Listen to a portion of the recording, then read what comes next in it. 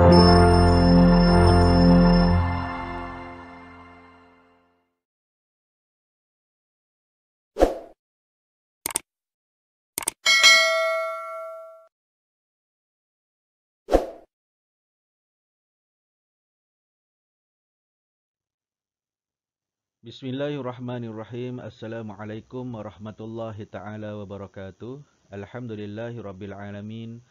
Wassalatu wassalamu ala asyrafil anbiya'i wal mursalin wa ala alihi wa sahbihi ajma'in.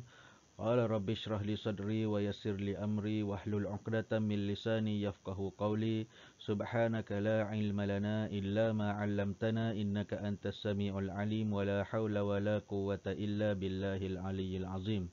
Alhamdulillah, syukur kita kehadrat Allah Subhanahu Wa Taala kerana masih diberi nikmat kesihatan, dipanjangkan usia dan dapat lagi kita sama-sama meneruskan siri pembelajaran dalam subjek Usuluddin, yang mana pada kali ini kita akan berbincang berkaitan dengan tajuk yang kelima dalam bab akhlak bagi tingkatan 4, iaitu tajuknya adalah As-Sifatul Mahmudah.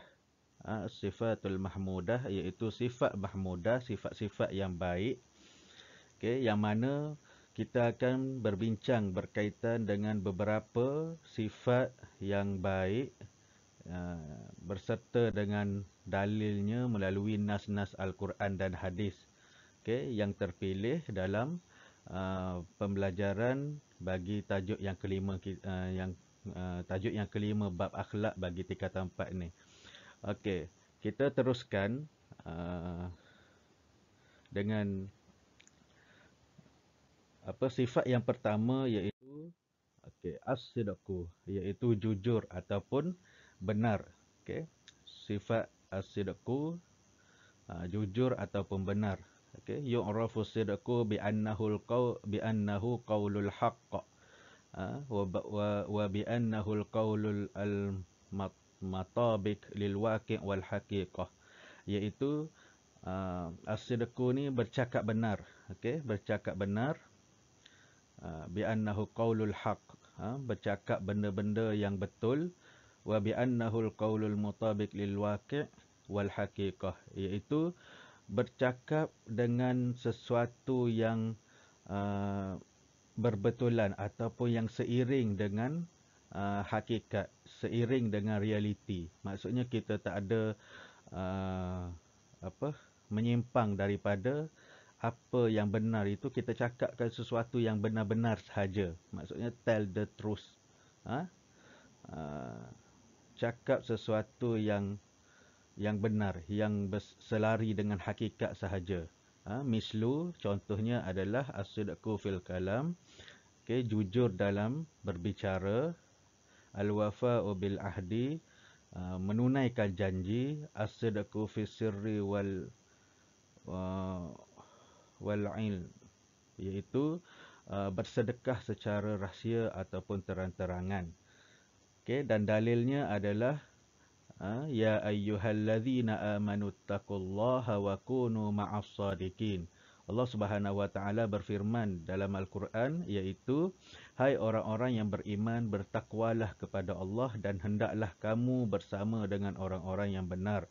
Okey, Allah Subhanahu wa taala menegaskan bertakwalah kamu kepada Allah Subhanahu wa taala dan hendaklah kita ni bersama-sama dengan orang-orang yang benar. Okey, kita kena cakap sesuatu yang betul, menunaikan janji, jujur dengan janji kita. Bila kita berjanji, kena lunaskan janji tersebut dan bersedekahlah ketika secara terang-terangan ataupun secara sembunyi. Okey. Yang kedua, ini sifat yang kedua, iaitu ikhlas. Okey, sifat ikhlas yang kedua, yakni sadaqul abadi fi tawajjihihi ila Allah i'tiqadan wa amalan, iaitu kejujuran seorang hamba terhadap Allah Subhanahu wa taala daripada sudut i'tiqad dan amalannya.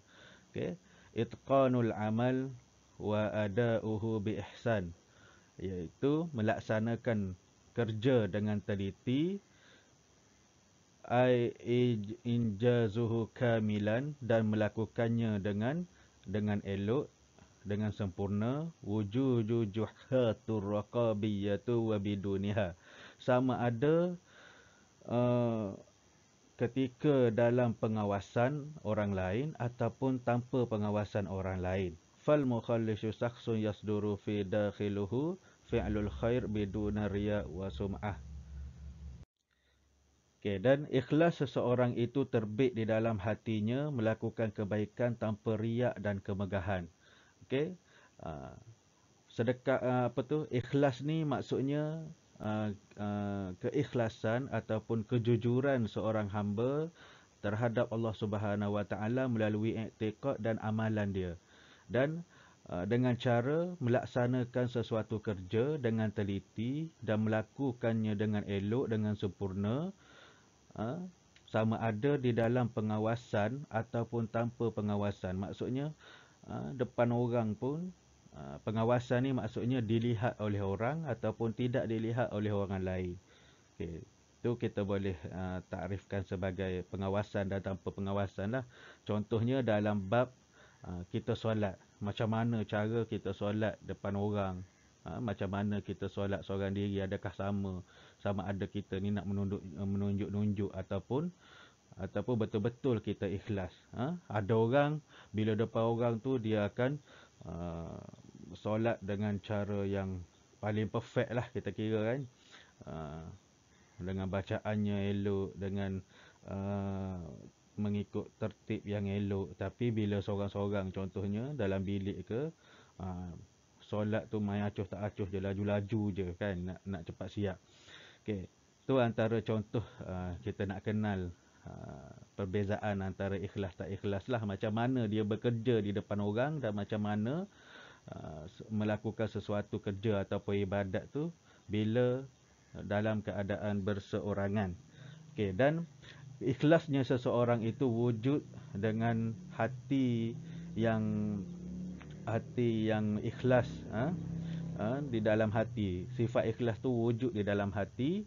Okey, melakukan sesuatu kebaikan tanpa ada perasaan riak dan kemegahan.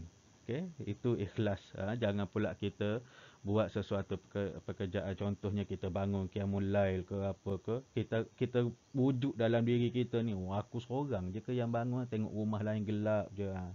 Itu dah wujud perasaan riak dan kemegahan. Kita sendiri yang rasa, maksudnya kita masa tu dah tak ikhlas dah dengan apa yang kita buat. Kita tak ikhlas terhadap kita diri kita ni dengan Allah Subhanahu Wa Taala. Okey, dalilnya adalah satu hadis daripada Amirul Mukminin Abi Hafsin Umar bin Al-Khattab radhiyallahu anhu.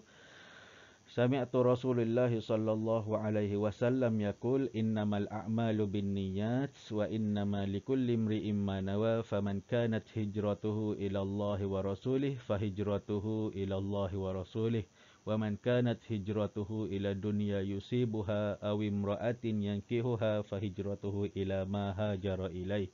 Okey, daripada Umar Al-Khattab, dia kata, aku mendengar Rasulullah sallallahu alaihi wasallam bersabda, sesungguhnya setiap amalan itu berserta dengan niat, berdasarkan niatnya. Okey. Dan sesungguhnya bagi seseorang itu apa yang dia niatkan. Okey, dan barang siapa yang berhijrah kerana Allah dan Rasul, maka hijrahnya adalah kerana Allah dan Rasul. Wa man kanat hijratuhu ila dunya yusibuha, dan kalau hijrahnya itu kerana dunia semata-mata, awi imra'atin yankihuha, ataupun kerana perempuan yang ingin dinikahkannya, fa hijratuhu ila ma hajara ilaih, maka hijrahnya itu berdasarkan apa yang dia niatkan kepadanya. Okey, kalau kita tengok berkaitan dengan hadis ni, Rasulullah sallallahu alaihi wasallam nak memasukkan sifat ikhlas ke dalam diri seseorang tu dengan cara Rasulullah kata setiap amalan itu bersertakan dengan niat. Maksudnya kita buat sesuatu ibadat tu diniatkan kerana apa? Hadis ini Rasulullah sebut apabila seorang lelaki yang telah dalam kalangan kaum kata muhajirin lah, orang Mekah. Dia pada ketika peristiwa hijrah tu ada seorang lelaki yang pergi berhijrah mengikut hijrah Rasulullah sallallahu alaihi wasallam ke Madinah atas dasar kerana seorang perempuan yang dia ingin menikahkan. Dia nak menikahkan perempuan tu, tapi orang perempuan tu cakap, wanita tu cakap, okey, kalau kau nak berkahwin dengan aku boleh. Tapi kau kena ikut Rasulullah sallallahu alaihi wasallam pergi berhijrah ke Madinah.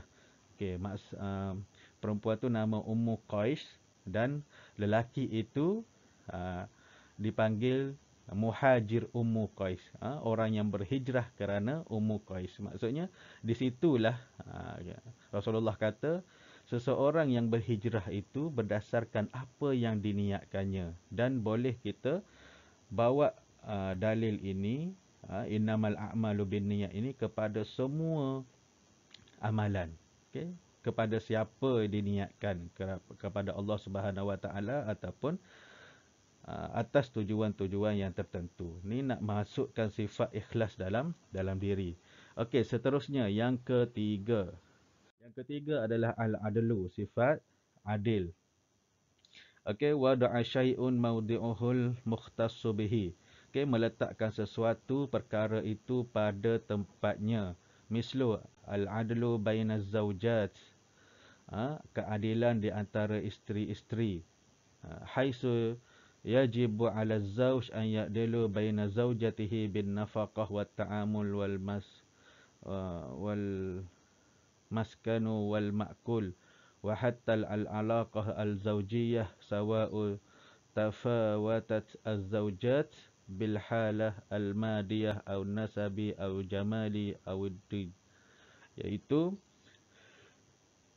adil terhadap isteri-isteri. Ni bagi mereka yang berpoligami, yang mana wajib ke atas suami berlaku adil terhadap isteri-isterinya dengan memberi nafkah dan dengan cara bergaul, berinteraksi, bergaul, dan berkaitan dengan tempat tinggal, memberi makan, sehinggalah hubungan-hubungan isteri, semua hubungan antara isteri-isteri itu daripada segi kebendaan ataupun keturunan ataupun kecantikan ataupun agamanya. Okey, bagi seseorang yang orang yang mempunyai isteri yang lebih daripada satu, dia wajib untuk berlaku adil kepada isteri-isterinya. Okey, berlaku adil ni bukan bermaksud sama rata, tapi meletakkan sesuatu pada tempatnya sesuai dengan keadaan tersebut. Okey, kalaulah adil itu bermaksud sama rata, katakanlah orang yang mempunyai lebih daripada seorang isteri ni, kalaulah contohnya isteri tua dia, isteri pertama dia tu bajunya saiz double XL, isteri mudanya baju saiz S, tapi nak sama rata, kalaulah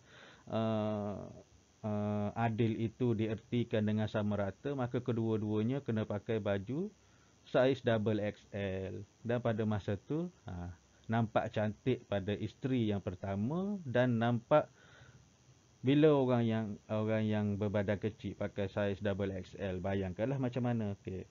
So maksudnya kat sini adil bukan bermaksud kesamarataan, tapi adil tu bermaksud meletakkan sesuatu pada tempatnya. Dia sampaikan tahap adil ni, meletakkan sesuatu pada tempatnya. Kita adil dengan barang pun ada. Contohnya, awak duduk di atas kerusi. Kerusi ada 4 kaki. Dan kalau awak jongkitkan kerusi itu menjadi 2 kaki, 2 je kakinya kita jongkit kerusi kan. Maka pada masa tu awak telah berlaku zalim kerana tidak meletakkan sesuatu pada tempatnya. Kerusi yang ada 4 kaki dijadikan 2 kaki. Okay, sampai tahap macam tu, itu maksud adil. Okay. Dan dalilnya qala Allah Subhanahu wa ta'ala, innallaha ya'muru bil adli wal ihsan wa ita'izil qurba wa yanha 'anil fahsya'i wal munkari wal baghi ya'izukum la'allakum tazakkarun. Okey, sesungguhnya Allah menyuruh kamu berlaku adil dan berbuat kebajikan memberi kepada kaum kerabat, dan Allah melarang daripada perbuatan keji, kemungkaran dan permusuhan, dan memberi pengajaran kepadamu agar kamu dapat mengambil pelajaran. Okey. Allah Subhanahu Wa Taala nyatakan dalam hadis ni supaya kita berlaku adil dalam semua perkara. Begitu juga berkaitan dengan anak-anak, kena berlaku adil. Okey, seterusnya yang keempat, al-amanah. Okey, sifat yang keempat adalah sifat amanah. Okey, hifzul amri au syai'in wa adamu tadi'uhu au khiyanatuhu wa hiya kullu ma yajibu 'alal insan hifzuhu ka huquqil akhirin. Okey, iaitu menjaga sesuatu di mana setiap manusia wajib menjaganya seperti hak-hak orang lain. Okay. Amanah ni kita nak jaga sesuatu yang telah diamanahkan kepada kita untuk menjaganya, dan wajib kita menjaganya seperti jaga hak-hak orang lain. Okay. Contohnya ada ibadah allati farduha Allah Ta'ala kas-salah was-saum waz-zakah ala atammu wajhuhu. Melaksanakan ibadah yang diwajibkan oleh Allah Subhanahu Wa Ta'ala seperti sembahyang, puasa dan zakat yang dalam bentuk yang sempurna. Ini nak menunjukkan dengan kita kena melakukan satu ibadah itu dengan amanah. Ibadah itu adalah amanah daripada Allah, dan hendaklah kita melakukan sesuatu ibadah itu dengan sesempurna yang mungkin, sesempurna yang boleh. Okey. Kita kena jaga sesuatu dan jangan mengkhianati perkara tersebut bila diberikan amanah. Amanah ni banyak. Amanah daripada sudut pekerjaan, amanah daripada sudut kekeluargaan, amanah daripada pelbagai sudutlah. Dalam bentuk ibadat kita sendiri, kita kena amanah bab solat, bab puasa, zakat, apa benda semua tu, itu termaktub dalam amanah yang Allah berikan kepada kita untuk kita laksanakan. Dan pilihan yang ada dalam diri kita, sama ada kita nak betul-betul amanah dengan apa yang dikurniakan oleh Allah Subhanahu Wa Taala, ataupun sebaliknya, ataupun kita nak berbuat khianat. Okey. Dan